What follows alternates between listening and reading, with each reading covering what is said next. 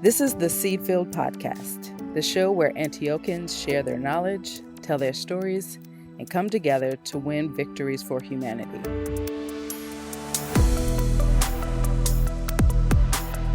I'm your guest host for today's episode, Jamila Gaskins, and we are joined by Lynn Dhanak, a faculty member in psychology at Antioch, Seattle. Today's conversation will explore health psychology from the basic concepts to practical applications and community care. Engaging in this conversation is important on the scale of society, but it's also exciting for me personally. Let me introduce myself a little bit. Today, I work at Antioch as a marketing account manager, and my master's degree is from the Urban Sustainability program at Antioch, Los Angeles. My teachers in that program taught us about the structures of environmental, economic, and social justice, and showed us the effects of inequity on people's lived experiences.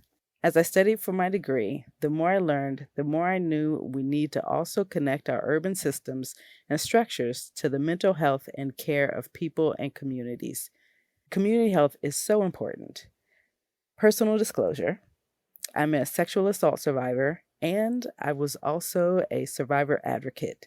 During my shifts, if called, I would go into hospitals and be with people. I stocked a supply bag with clothing, toiletries, and crossword puzzles. The crosswords offered survivors in the ER a mental escape between doctors and nurses, police and family. Sitting with and helping these survivors of physical and mental trauma was a profound experience, and it gave me insight into an aspect of community health that is often hidden in our society. So another thing I'm excited to talk to Lynn about is her work as part of a collective that organized and built a domestic violence shelter called Women Care Shelter in Bellingham, Washington. There's so much to learn about health psychology and how we can actually create centers of health and wellness.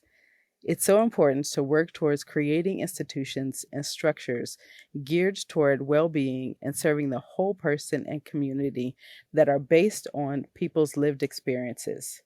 That's why I'm thrilled to have in the studio with me Lynn Dhanak.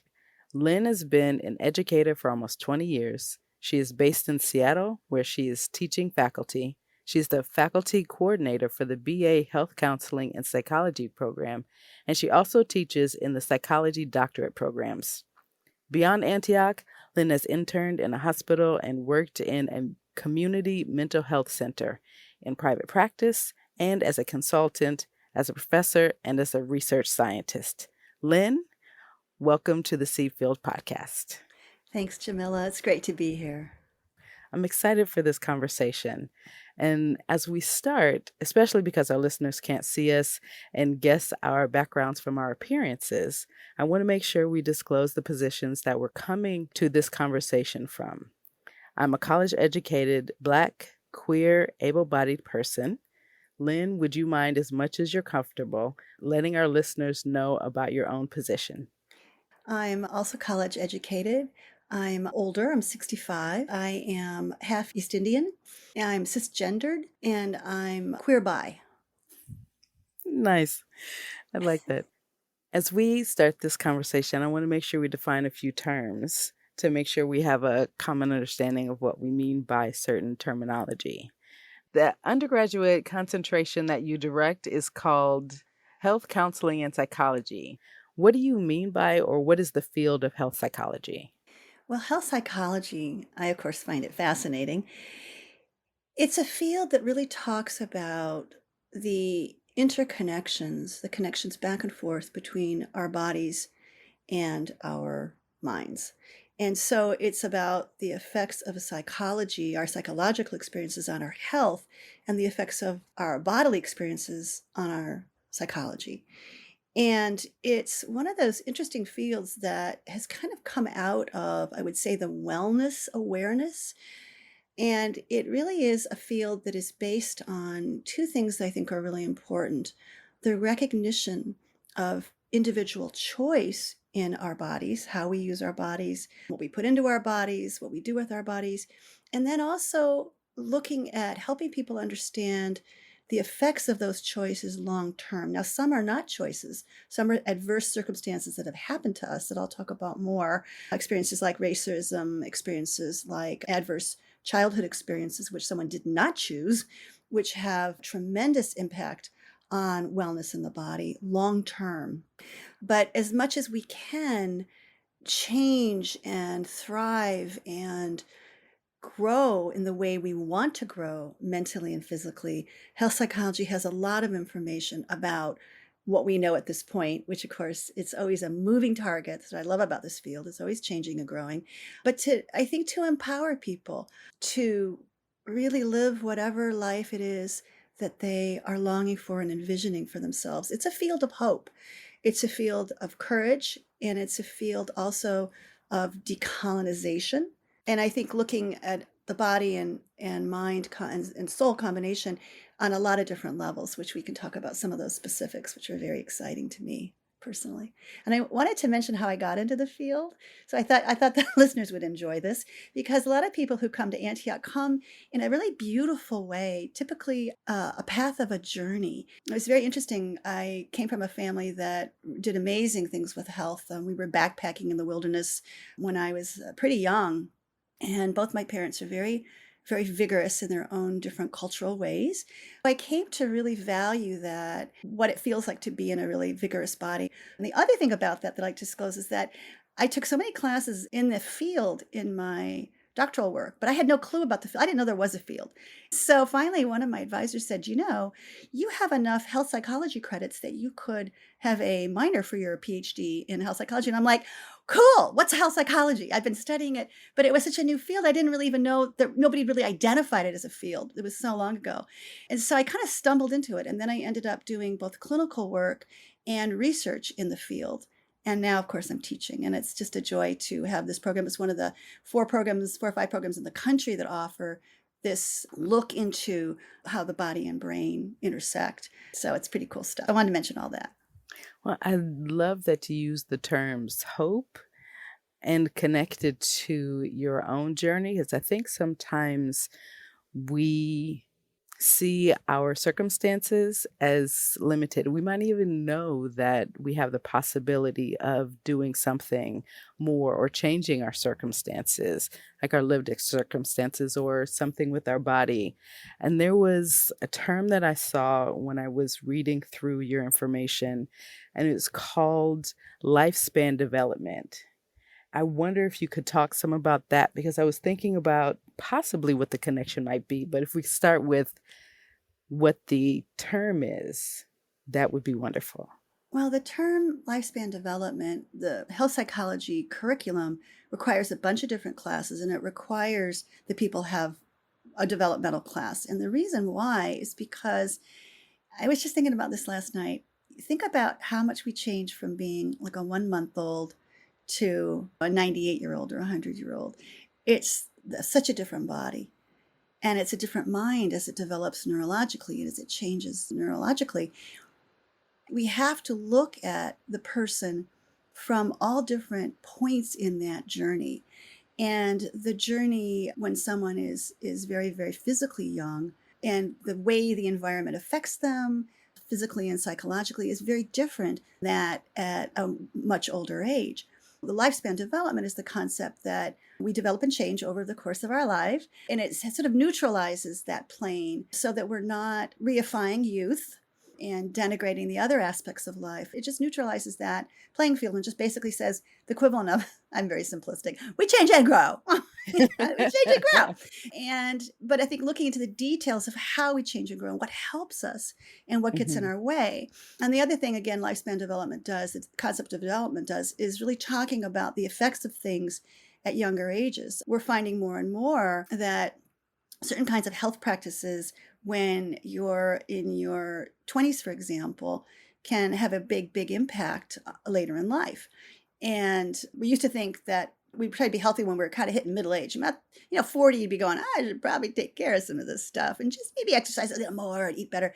And we're finding that that's great. That really helps. But actually, if we can get good, healthy ways of being that work for us in our culture, that aren't just landed on us, imposed on us, If we can find ways of being in our bodies that are really joyful and healthy, they have powerful impacts from childhood towards people who are my age, 65. So just again, a disclosure, I always discuss this in my classes. My mother's an example of that. She was running her own senior trail crew at age 86. It just, I know, she blew out a lot of rangers. And there were a lot of people in the Sierra Club that would say things like, she ran all these trips, they would say things like, when I grew up, her name was Harriet. When I grew up, I want to be Harriet. She was very joyful. She was very physically strong. She blew out all the doctors. They'd always go, oh, you're such great shape for someone who's in the early 70s. Your muscles are so healthy. And I'd say, she's 88. It's just, I think there are a lot of concepts, like you were talking about limitation. There are a lot of concepts about limitations of the body. And in many cultures, people who are older are actually pretty healthy. They're running around doing physical things.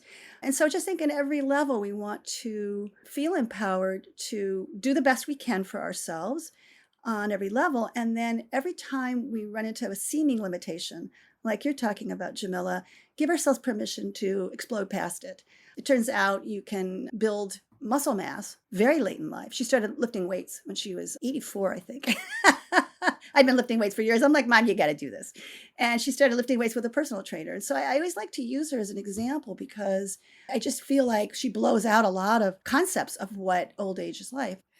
Some of what you just said there reminds me of my studies. And one of the things I learned was that your zip code and social environment has a direct influence on health outcomes. Yeah, you can see health outcomes based on your zip code. And this is something that we go into in quite a bit of depth. I also want to talk about it globally. We tend to be focused on this country and Western countries. Globally, we know there are tremendous health equities in this country. And I don't want to throw a lot of statistics at us because this field is very research-based, which is lovely. We have a lot of knowledge that comes from multiple people really working hard to try to figure this stuff out. But bottom line is there are multiple groups who have the effects of oppression showing in their bodies. For example, we know that African Americans have the biomarkers of high blood pressure, chronic illnesses at earlier, younger age. And just basically what you see is different groups are hit by chronic illness. And I want to just mention really quickly, chronic illness is greatly building in this country as people are not dying of traditional infectious diseases like typhoid anymore globally. People are dying now of cardiovascular disease, heart disease, stroke, things like that globally. We are also dying of things like COVID, HIV, things that are infectious diseases globally. And these are hitting disproportionately certain groups. We know through COVID, African Americans, Hispanics, Native Americans especially, were dying at far greater rates, getting COVID and serious problems with it, serious illness, hospitalizations, and dying at far greater rates than people who are Caucasian. And so it's based on zip code, but it's also based on group. And it's the same thing globally. Women who are assigned female at birth globally have way less access to healthcare. They get worse healthcare. They get it later. They get different kinds of diagnoses. They don't get stroke. They get sent to a gynecologist in this country. I mean, amazing inequities in healthcare. And then we see those with greater risks of dying. So, for example, a lot of the emphasis has been, quite rightly so, on trying to keep women safe in childbirth. So that's great, but what the conversation that's happening now globally is like, okay, what about the rest of the lifespan? And so that's one area where you see too much attention and good attention in one area, but not enough attention for the rest of the lifespan. And also the patriarchal assumption that women are only valuable because they bear children. So you see intersections of tremendous oppression and how it plays out globally. And the other thing that's really important to note is the effects of temperature warming, which I'm sure you've had a background in environmental justice, Jamila. I'm sure you could talk a lot more about that than I can. But we're just starting to look at the health effects of heat. The health effects of heat are greatly increased. The risk of death is greatly increased for people all around the globe who are poorer. And so globally, people are starting to address that climate change is going to impact people who are already disenfranchised, who are already suffering at far greater rates in all countries. This intersection is huge. It's just huge. And of course, LGBTQ IA people, the effects of oppression lead to worse health outcomes in a variety of different paths. One of them is difficulty in many places of even talking to a provider. And then for people who are transgendered or in that process, trying to get care that is appropriate both for the biological, the body, whatever gender was assigned at birth, sex assigned at birth, and the body of choice, the gender of choice. Again, some people don't choose a real binary choice, but those are things that really limit people's care. That's just it's a long answer to a short question. No, and I appreciate it.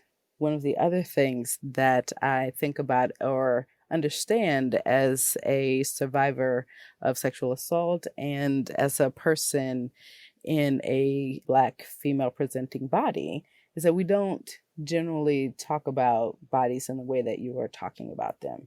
And I don't generally like to talk about bodies because it feels disconnected, where we dehumanize people when we just talk about body. But I also know that trauma and our society have us disconnecting our human experience and the life that's lived in the body. And so knowing that what we know about health psychology and lifespan development and zip codes and structural oppression, I wonder if we can talk some about healing practices for individuals and collective healing. Because I think it's so important that we both recognize the trauma that happens and the disconnection that happens, but also saying, how can we work towards healing? Because it is a process. And it also has to be collective.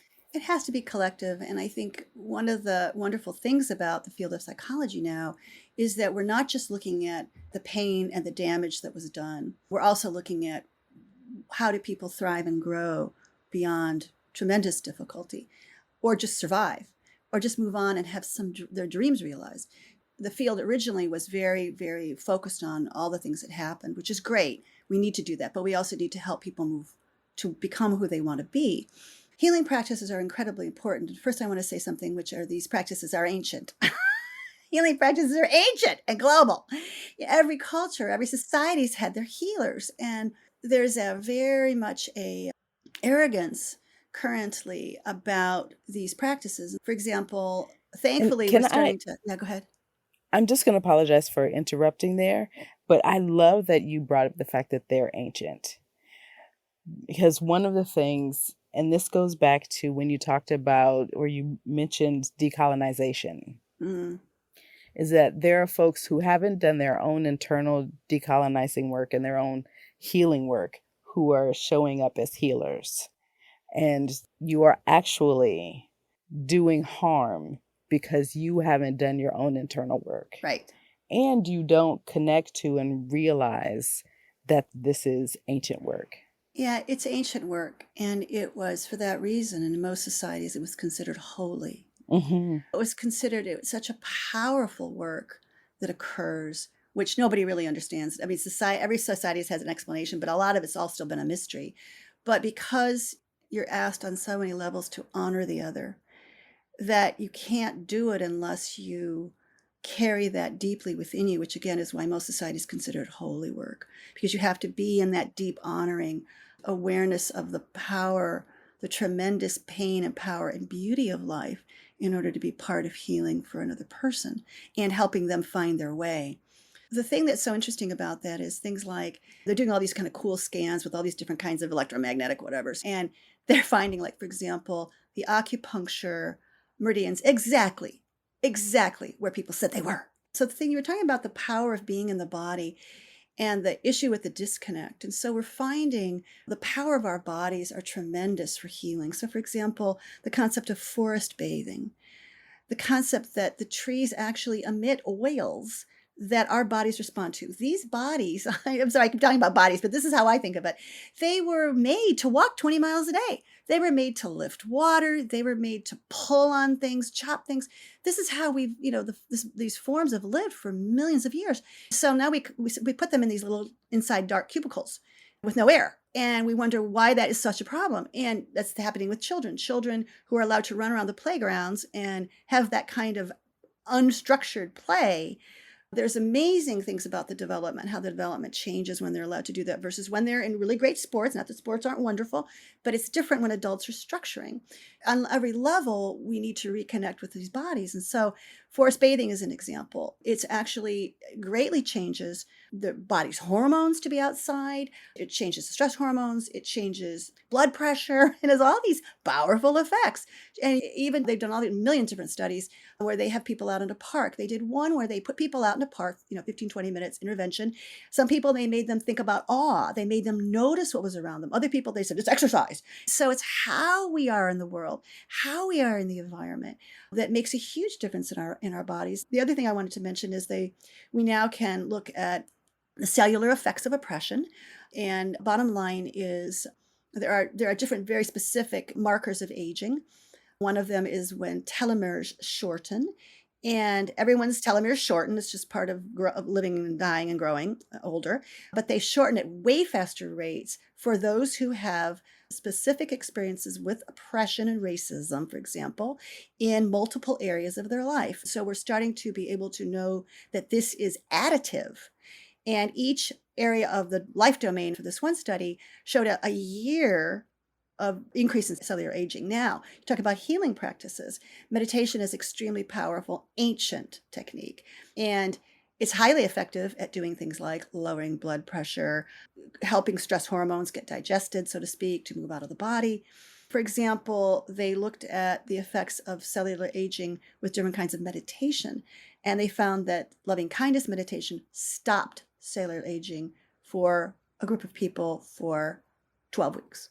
Another group found, a research study found that a meditation retreat reversed that telomere shortening. They actually started to lengthen. So the body is so malleable. Our brains are malleable. Our bodies are malleable. We have to know that and have the hope and the courage and the empowerment to use it, to do that wisely. And in a way that claims us. Like one of the most cool decolonizing I've seen is some decolonizing around diet, saying, don't tell me my food is greasy and wrong and that I should be eating white bread, the equivalent of white people's food. I say that as a woman of color, white people's food. And there's these groups that are going, no, our diets are great. And let me tell you why. And really looking at the nutrition of the diets and saying, do not go in and tell people their food is bad. The same thing with fitness. There's a bunch of people who are decolonizing the world of fitness, which is also one where it's ageist, it's racist, it's very sexist. Really decolonizing and just changing some gyms to be someplace where they're deeply inclusive, that are run by whole groups of people that are not the typical quote unquote gym rat, so to speak. And really looking at some of those ways to promote healthy healing and movement, and looking at how do people already move? What do they already do? And not forcing people to do things differently. There are people who move quite a bit running around after a toddler. Well, guess what? You don't need to go to the gym. You just ran after that kid. And granted, it's not aerobic exercise, so maybe you want to play and get your aerobic exercise somewhere because it has huge impacts for healing. But to really start looking at people's lives in a way that they're deeply honoring of what they face, looking at those things and talking more frankly. You talk about public spaces, talking about how are these public spaces accessible for everyone? If it's healthy to go out and be outside, how can we make that so everyone can do it? How can we make it so people who aren't able-bodied can go and be out in these spaces and out in wilderness, for example? I love that because you were able to connect the way that oppression affects the body over time, as well as the ways that we can look at how we culturally can heal individually and collectively, right? So we have the shortening of the telomeres, but we also have the ability to forest bathe or to meditate to help work on, I don't know if it's reversing or doing some of the healing. And so what I want to do now is to move us. Oh, and Yeah. Can I just say one more thing? Mm-hmm. I also want to say that every group has its own ways of holding each other in community and health and lovingness. And so to culturally, and I say culturally in a more broad sense, look into how does your community do that? Like one of my friends was talking about the great caring and holding and healing of the Black church. And they said, that's where I get my healing, is in my community. And that's just one example. But every group has its own ways of being and ways of understanding the world and ways of holding each other from the difficulties of life and the traumas of life. I just wanted to make sure we mentioned that. Because, I mean, those are some solutions, but loving kindness meditation may not be culturally appropriate for someone. It may be something else that their group does. It could be. And that, I love it because it actually connects to the question that I wanted to ask you about individual and collective healing. That is connected to your own work.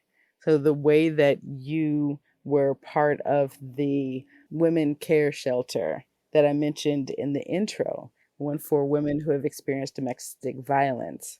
How did you become part of this collective, and what was the process in forming the domestic violence shelter? Well, it's a wonderful question, Jamila, because it gets at the root of so much of this. We were a group of women. We had actually been part of a collective action around nuclear weaponry, and we felt very strongly about creating social change in different ways. And we were happy to put our little bodies on the lines, which I love. I love doing that. And so we decided we really did some work as a group, getting to know each other and thinking, well, now that we've done this nuclear weapons action, this is all in the 70s, late 70s, what really needs community? And we were done. And we said to the police, all these people who were kind of like, well, it takes a while and you got to write grants and stuff. We said, we're opening in 3 months. Watch our smoke. And we want your support and we welcome your support and you watch us. We're doing it, baby. And so we got a hold of, basically it was a collective house. We took one and we rented it and we opened that shelter. It was amazing to do it in a way that was empowering to the women in the sense that we very much honored their experience. We heard their experience. We didn't do what some of the shelters were doing, which is kind of a naughty, naughty, you need to leave now. And I'm going to tell you all about how. We really honored where they were coming from, what the limitations were of their lives, and invited them to be part of the discussions and what needed to happen and how they thought things should run. And it was pretty exciting. I think that's one of the key things I wanted to say, that we kind of invented accidentally ways of healing through respect for others and honoring of others. And there's now a bunch of different ways that psychology does that. And there are just different versions of that now running that are very healing for people. They're called strength-based approaches. I'll never forget when I was talking with a woman, and I can't remember where it was, one of the community mental health centers, and she told me about how she took herself off crack. And she was going on to the next thing. She's like, I took myself off crack, and then I did this, and I said, yeah, stop. I said, how the hell did you do that alone? Because that was back then, it was horrible. Nobody got themselves off at that point with the kind of drugs she was doing. I said, stop. Well, how did you do this? And she looked at me, she said, my mother begged me on her deathbed to stop, and I stopped. And I'm like, wait a minute. We have to talk about the strength here. We have to talk how you got yourself from living in burned out buildings. We have to talk about how you changed your life. How did you do all this? And we started having this celebration of her. And I'm like, wait a minute. How did you do that? And she looks at me, she goes, well, wouldn't anyone? I said, no. I know if it was me who had lived what you'd lived, I'd be dead. I'd be dead right now. I said, I'm not saying that in a like cutesy way. I'm saying, let's talk about the strength. Okay, now you're talking about your goals now, where you want to go. How are you going to use that strength? How are we going to respect your road and how you came to here for you to get to the next? But nobody had ever in her life talked with her about the strength she had. Everybody was all like, oh, it was stupid. How'd you do that stupid thing? And it's like, so that's the strength-based approaches are so beautiful because they really do. And they make somebody sit down and go, well, okay, now that's a strength there. Let's talk about that strength. And what do you think your strengths are? And sometimes people come up with strengths that I wouldn't have identified, and we get into them and I'm like, wow. And sometimes they're quote, not pretty ones. They're not societally acceptable ones, but man, they did whatever they needed to do in an amazing way. And it's a strength they have. What I appreciate about that story, and then also the work that you've done with the collective, is that I really believe that it's a testament to what it means to see each other and to move forward with common purpose. Exactly. Really be able to say, like, I value as a whole person, which also is kind of the through line, I think, of health psychology, honoring people where they are and looking at the stages that they're at and really connecting to how they're moving through the world and their lived experiences. And I know that part of what you do, one of your passions, is helping your students identify as the way that they can take action with this work. What are some sorts of the careers or activist projects that can come out of studying health psychology? Well, I think one of the biggest things is to not take a rescuer approach, to really look at the strengths that are already in a community.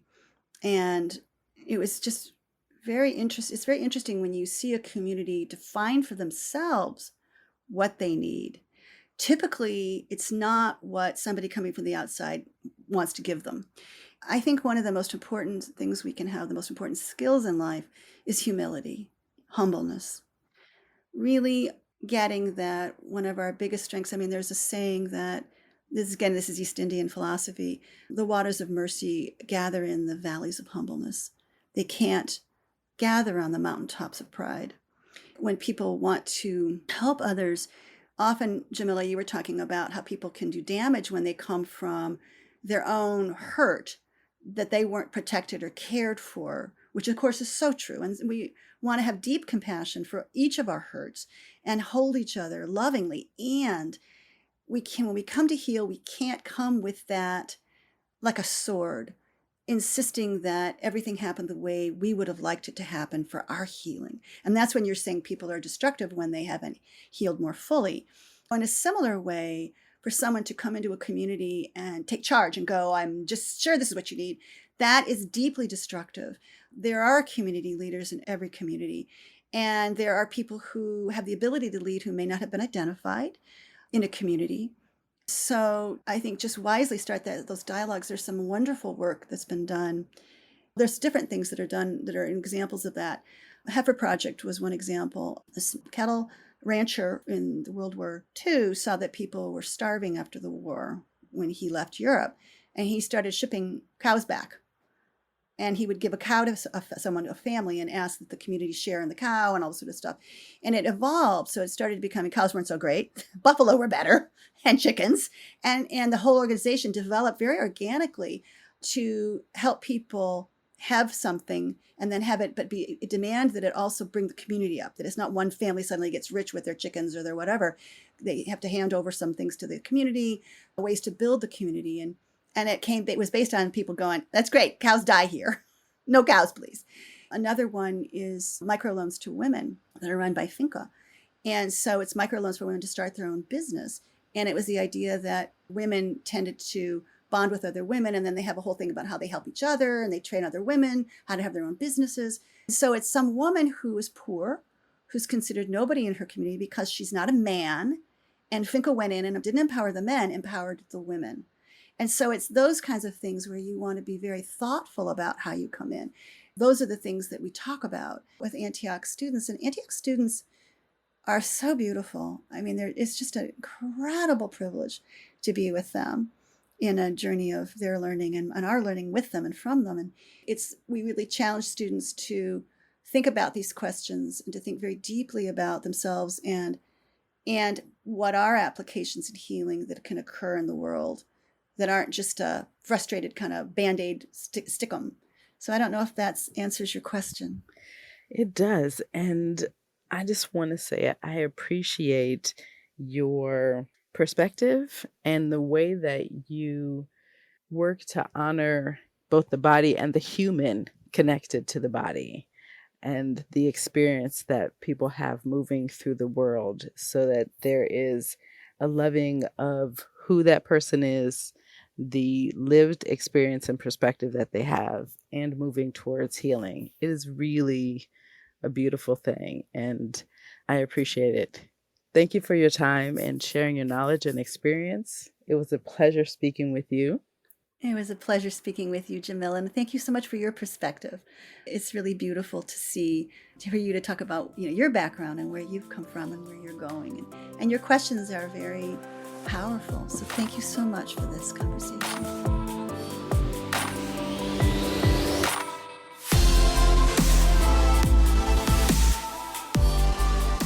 To learn more about the psychology programs that Lynn teaches in Seattle, visit Antioch's website, antioch.edu.